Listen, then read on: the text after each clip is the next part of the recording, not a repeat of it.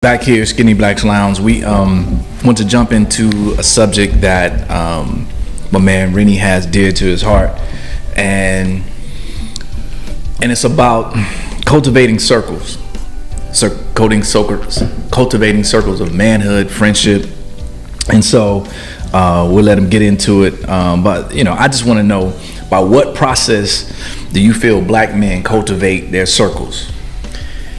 I mean, I think it's twofold. You have your circle that's based on proximity and the guys that you grew up with, and the guys that you were around based on your geography, per se. Your next door neighbor, your homie down the block, the guys that you went to school with, starting from elementary school, and then all the way up through high school and whatnot. And then you have your friends based on influence and based on mutual interest. And these things evolved via some extracurricular activities you had. Could be sports, could have been someone that you met while you were in college, could be somebody that you pledged a fraternity with. And so what you do is, as you start to create your circle, your sphere of influence in your life, you have to examine and evaluate these relationships and the value of them, and how much input these relationships have in your life, and how they dictate how you move in your different spaces in your life. So you may have a guy around you, a proximity brother. You love him. You got a tremendous amount of history. How is that relationship serving you? Is that relationship something that is helping you grow? Is it an echo chamber? Is it something that may be pulling you back? Because we've seen this time and time again, the Michael Vick story, and athletes like that, or someone like Tiger Woods. As Lee would say, he didn't have a Mac Mittens. He never cultivated a circle. So when he was falling into a space where he couldn't sustain his own livelihood and maintain his sanity, he didn't have enough people around him to pull him back and say, hey, and pull his card and put him in space. So you have the two extremes. You have the Michael Vick, who have the people that are undermining him, and then you have the Tiger Woods, who's in a space where he doesn't have anyone to hold him into account. And I don't want you to lose that Mac Mittens. So, explain for the folks who may not know the Mac Mittens reference. The Mac Mittens is the Dave Chappelle analogy for the brother that is on your team, that gives you that sage advice, but that also puts the thumb on you when you're out of pocket. And that's extremely important. It's not just a matter of giving you that advice. When you're out of pocket, they could pull your card and then pull you out of that space where you're acting in a detriment to your own self. And then you have to be able to trust that person in that space, even if your instinct is to go somewhere else, like where you feel, and your feelings, your emotions are putting you in this space. You have someone to say, nah, and pull you back, and trust that they are pulling you back for a reason. And creating this circle and creating that sphere of influence around you is not necessarily a very easy thing to do, but it also goes back to the guiding principles that we spoke about previously. Right. And if you don't have those, then how do you cultivate that? Right. So proximity is one. What's the second? It's based on influences. Okay. You're building that. You build that circle based on mutual interest and influences. Gotcha. Jay, speak. Well, let's back up a little bit, because the first is why. Why is it important to build those circles? Well, first and foremost, in my mind, the circle shows where you are and where your potential to go is. All right. So you show me your 5 best friends, and I'll show you where you're at and where you're going. If you are the most financially well off in your circle, you're going to spend a lot of time in the debit column, because you're not getting credits from nobody in your crew.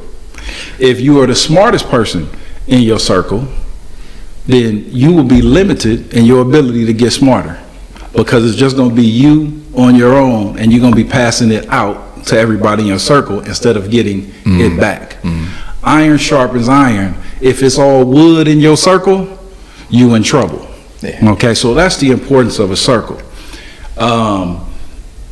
You know, and also it's really affected by your ability to filter, to listen, to, you know, I give an example. For years, he would say to me, and I'll probably butcher the quote because I wasn't listening anyway, but he would say, you get to choose, you don't get to choose your family, but you get to choose every friend you have. Yeah. You don't choose your relatives, but you can choose your family. Yeah, see, I told you I was going to butcher it. Okay, but he would say this to me all the time, right? And I give him the, cool, you know. Yeah. To me, it was like when Russell Simmons used to say bye on Def Jam. Yeah. That's what he sounded like to me. Thank you for coming out. Yeah. And I was like, all right, family, relative, like, all right, nigga, I'll talk to you tomorrow. But that was wisdom, right? Born into my family, no choice, you know. But every friend, okay, every woman I dealt with, every friend I I chose. I cultivated my circle. And those choices are a reflection of you. Absolutely. So if you in party mode, this is one of the things that people crack me up with. Well, this is my group of friends when I want to do this. And this is my group of friends when I want to do this. But they don't acknowledge that they've cultivated these circles, even though they put these people in categories. Okay, so who's your group of friends when you want to do internal work? Who's your group of friends when you want to do research? Who's your group of friends when you want to build business? And why couldn't that group be all in the same people? Why couldn't those people be multidimensional? Why you with these solo, dolo only people in your life? Yeah, and for me, those spheres of influence and our circles, and you guys are definitely a part of that for me, is about self-accountability, right? I'm in with you guys. We all chose to be and connect. We all chose to hold each other accountable, not only to what we say and our guiding principles and those values, but also I'm putting myself in a position where I put my shit out there, you hold me accountable to it, right? So to be vulnerable and say, listen, here's what I stand on, means, okay, now we get to test that shit, you know, at every turn and see if that's what you're about. So that those spheres of influence, that proximity is all about self-accountability to me. And then there's the ability to put it straight to those people and give them all of it. And me and my other partners have this thing called the lifeline thing, where I have to be straight with them. I have to give them everything, all the worms, all of it, because when it goes down, they need to know it all so they can throw me that lifeline. And so that when they're coming into that space, however treacherous it may be, whatever hole I created myself, in order to pull me from that hole, if they don't know, they come with a 50-foot rope, and I dug myself a 100-foot hole, then it's useless. But had I been straight with them, they would have known, they would have come prepared, because my circle is prepared. They're prepared, but they can only be prepared for everything that I told them that I am into. Right. You know? And so you can't look to edit and project something to your circle. It can't be about appearances. It has to be raw. You have to give them everything within that circle. And so they have an understanding of who they're dealing with. Right. And by the same token, you know, the same thing. So you can properly hold each other into account. Right. Right. It's an inside job. Your circle, even though it's outside of you, it's an inside job. So what I'm hearing you say is, if I'm authentic, my circle's authentic. I got a homegirl her and her best friend. She told, well, I can't tell her this. I can't tell her that, right? Well, to me, that's a weak-ass friendship. 100%. You can't be honest with one of your best friends, right? But this particular woman I'm thinking of, she can't handle honest critiques. She can't handle evaluation. So it makes sense that one of her closest friends can't either, because they're together in that way. The echo chamber. Like attracts like. See, you don't have what you don't have is a friend. You got a damn hype man. Nigga, that's Hammer and you too big MC. You know, your ass is you on the stage, go tell them how you came up. You know, that's what your job is. If, like you said, if I'm falling off a cliff, I don't want you to care about my feelings. I want you to care about my well-being. I want you to tell me, hey man, you messing up. You need to pull back. Now, if I ignore it, that's on me. Right. Well, my friend is going to tell me straight up.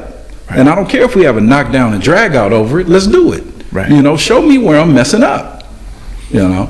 Yeah, and to that point, as the married dude on the panel, that's the same goes for relationships. Still married. Still. Yeah, that's what I'm saying.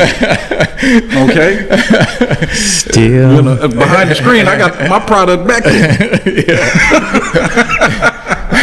But that works the same way in the relationships, right? And it took me so long to figure. It took both of us so long to figure this out. But it took me to figure it out first. Once I figured it out, then it gave her the opportunity to be authentic. Also, it gave her the opportunity to dive into her shit and really be. And you could reflect it. Man. Your light is my light. Whew, sun, moon, star, all that shit, right? And so, but again, it took me to go on my journey, my evolution, to say and get clarity about the vision of my life, my values and guiding principles. Funny how it always comes back to the right? Principles. So with that, I could say that tough shit early on in our relationship that I was afraid to say, because I'm thinking there's going to be some hey, this shit sharing gonna work the out. repercussions of the confrontation created by it. And now it's like I'm ready to take on whatever comes with that, because this is what I truly believe and this is who I truly am. So yeah. And then we could tie that back. We can go back to, so there's a young man, you know what I mean, and how do we show this young man how to cultivate that circle? How does he create that? How does he curate a group of people for that? Well, let's go back to it and say it again, because it needs repeating. It's an inside job. You can't curate your circle outside of you until you curate what's inside of you, or begin, okay? Because it's a lifelong journey. But what will happen is your circle, when you become intentional internally, it will start to change and manifest around you, okay? One of the principles I like to talk about is people have this thing about time. Time does not equal significance. Tell you a story. I was working at a dealership and I had a GM, and he fired a salesperson that had been at that dealership for 10 years, right? And the guy was below average salesperson, but everybody liked him. He'd been there a long time. So somebody said to him, man, he'd been here 10 years. And he said, well, if he would have been here 11, it would have been my fault. Wow. Somebody allowed that man to be mediocre for 10 years and didn't do anything about it. Right. Just because somebody you've known for 10 years, 20 years, 30 years, they may be loving you to death instead of loving you to life. They may be the thing that's the reflection of you that's holding yourself back inside, and you keep them there as a reminder to stay in that same space. So you could reflect that dim light, and he's going to give it right back to you. And you can't drop them because you can't drop yourself. Ooh, I wouldn't say may, I say definitely. Well, you know, everybody got a different story. You know, I mean, but and shout out to the people that's gonna point to all the exceptions so you can feel comfortable about the BS you do to yourself. Ooh, you know, the outliers. Not every. Okay, the answer or response to anything outside of death, taxes, and my mother giving me a guilt trip is not everything's like that. Right. Okay? 95% of the NBA is over 6'4", but not everybody's over 6'4". But try to be 5'7" and make the league. Right? So can you get your not everything's like that ass out the way? Because it may work for one person over here, right, but 1,000 people are losing. Right. Okay? That's the story of black folks now. We love pointing at the outliers while the vast majority of our people are going through BS. Exactly. Because we don't want to be honest. And our circles are a reflection of that dishonesty. And what we can also, what we neglect, we go into that loyalty space. And loyalty is quantifiable. This is not to dismiss loyalty by any stretch of the imagination. But if you create a higher expectation for your circle, a lot of times, you know what they'll do? They'll ascend to that expectation. They won't disappoint you. So why not create the standard and have them ascend to that standard? Now, if they don't make it to that, you don't lose that history. You don't lose that love. You still have all those shared experiences. But they can't be in this space where you are. If you want to grow, if you want to evolve as a human being, you cannot do that. It's survival of the fittest. And that is real. That's not being harsh. You know, create the expectation and watch people grow. More often than not, there are no absolutes in this, and you just said it. More often than not, they will meet that expectation. And if they don't meet that expectation, they weren't worthy of the space. But it does not diminish your history. We still played pity pat. We still rode around and on the jungle gym. We still met our first girlfriends together and did all of that stuff and had all that fun. We still have all that history. That history still exists. You know, why is it we can have a relationship, an ex-wife, an ex-girlfriend, and still be able to come together and be cool and share those experiences, but not need each other anymore? We don't need to be around each other anymore. We had those experiences, and I could go there and I could visit those experiences on occasion and be excited and say, yeah, rah, rah, it was cool, and have fond memories of it, but I could wipe my hands with it. You need to do that with your relationships also, and those people in your proximity. I'll touch on the concept of loyalty, because this is something that I've struggled with in my life. There was a time when I would say that my number one requirement for a relationship was loyalty. And what I realized was my desire for that loyalty was actually born out of some fear. Insecurity? And insecurity that I had inside. It doesn't even appear on any list I'll give you anymore. And I have the most loyal group of people I've been surrounded with in my life, and I've never asked for it, right? The people that are truly loyal to me never got the request, because I lost that fear. I lost that insecurity, and all of a sudden the circle changes. You don't have to actually have an expectation of someone else. You cultivate it inside and people fall off. Hey, listen, people that really like to smoke weed don't like to hang out with somebody that don't, because they kill the buzz. So if you're not on what other people are on, they will not be around you, you know, because what you do is you cause self-reflection in them that they're not ready to have. Okay, that's where some of this trigger warning stuff comes from. Okay, you might say something, we don't know, we didn't say nobody's name, this ain't about you, but it's sure to touch that don't hurt me spot, right? So your circle also shows all your don't hurt me spots, all your weaknesses, all your insecurities, and then people get close to you and they point some stuff out, and then it becomes, oh, they changed, I don't want to deal with that person no more. Okay, they no longer fit the defense line that you like to put around yourself. When somebody breaks ranks, oh, I can't be around that person no more.